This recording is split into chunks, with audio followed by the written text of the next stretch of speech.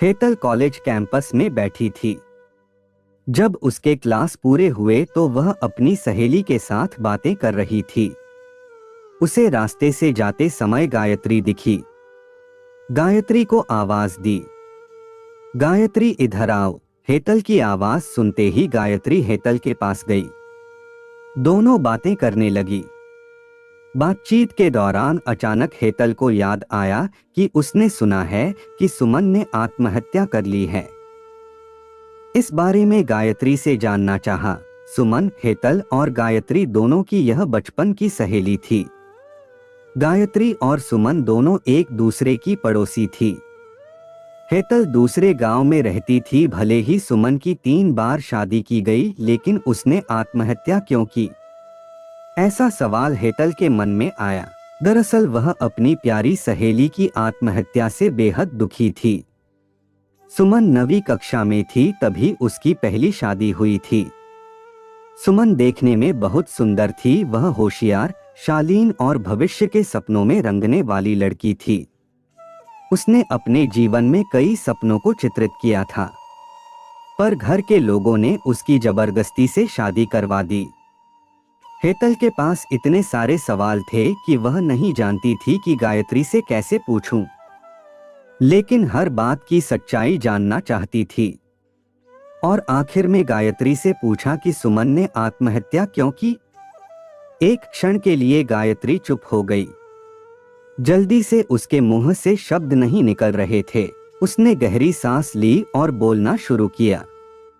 3 साल पहले सुमन की शादी अबीर नाम के शख्स से हुई थी।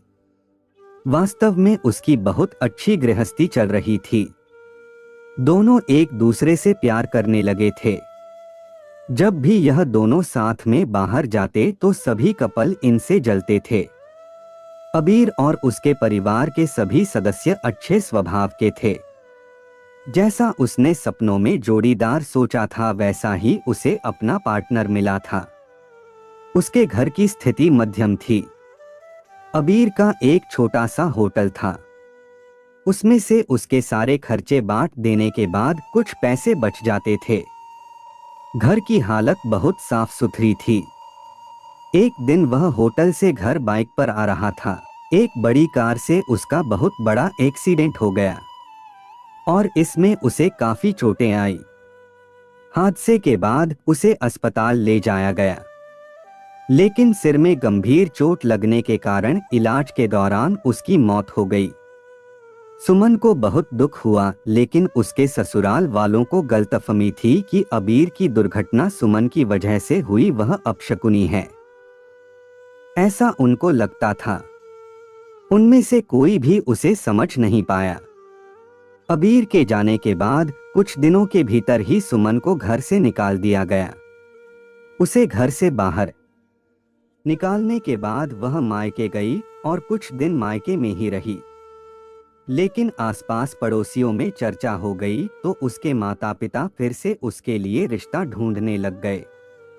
जब वह बाहर निकलती थी तो लोग हमेशा उसे ताने मारते थे। इस वजह से सभी बहुत परेशान हुए। ऐसे में उन्होंने जल्दी जल्दी में अमोल से शादी करवा दी। अमोल बहुत बुरा आदमी था।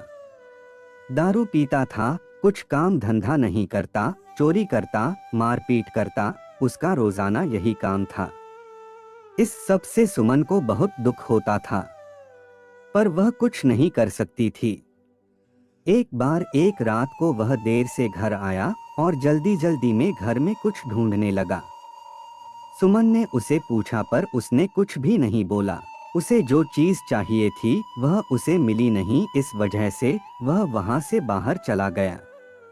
सुमन रात भर उसकी राह देखती रही पर वह आया ही नहीं। दूसरे दिन पुलिस को उसका मृतदेह रास्ते के किनारे पड़ा हुआ मिला। उसका चाकू से किसी ने खून किया था। यह खबर सुमन को पता चली तो उस पर दुख का पहाड़ टूट पड़ा। कुछ दिनों तक वह अपनी ससुराल में रही, लेकिन बाद में ससुराल वालों ने उसे प्रताड़ित करना शुरू कर दिया। इस वजह से सुमन वापस मायके आ गई। घर आकर कुछ दिन ऐसे ही बीत गए। हर दिन आ रहा था और जा रहा था। लेकिन सुमन की स्थिति वही थी, उसकी तरफ देखा नहीं जा रहा था। उसका परिवार उसकी स्थिति को सहन नहीं कर सके, इसलिए उन्होंने उसकी वापस शादी करने का फैसला किया। उसके लिए रिश्ता ढूंढने लगे। उनके रिश्तेदारों में गौतम नाम का लड़का था। उसकी पहले से ही एक बार शादी हो चुकी थी और गौतम से सुमन की शादी करवा दी। सुमन बहुत खुश थी। शादी हुई और कुछ महीनों बाद उसे मालूम हुआ कि गौतम को कैंसर है, ब्लड कैंसर। इस बात का पता चलते ही उसके हंसते हुए चेहरे पर फिर से दुखी हो गया। लेकिन उसने हिम्मत से इन सब का सामना करने का फैसला किया। 5 महीने तक अपने पति की सेवा की, लेकिन आखिरकार 5 महीने बाद उसके पति की मौत हो गई। इस दुख से बहुत तंग आ चुकी थी। कुछ दिन बीत गए, लेकिन बाद में ससुराल वालों ने उसकी जिम्मेदारी लेने से इनकार कर दिया। उसे घर से निकाल दिया। उसके बाद वह फिर मायके चली गई, लेकिन उसके माता पिता, उसके भाई भाभी ने भी उसे घर में आने नहीं दिया। सभी तरफ से रास्ते बंद हो चुके थे उसके लिए। उसे उम्मीद की कोई किरण नजर नहीं आ रही थी। अंत में उसने खुद को खत्म करने का फैसला किया, उसका जीवन समाप्त कर दिया। सुमन की यह कहानी सुनकर हेतल की आंखें आंसुओं से भरकर बह रही थी। पूरा दिन वह सुमन के बारे में सोचती रही। क्या इन तीनों घटनाओं में बेचारी सुमन का कोई भी दोष था? क्या उसके माँ बाप को सिर्फ उसकी शादी कर उसे हर बार किसी के पास भेज देना सही था? वो उसे अपने पैरों पर खड़ा करने की कोशिश भी कर सकते थे।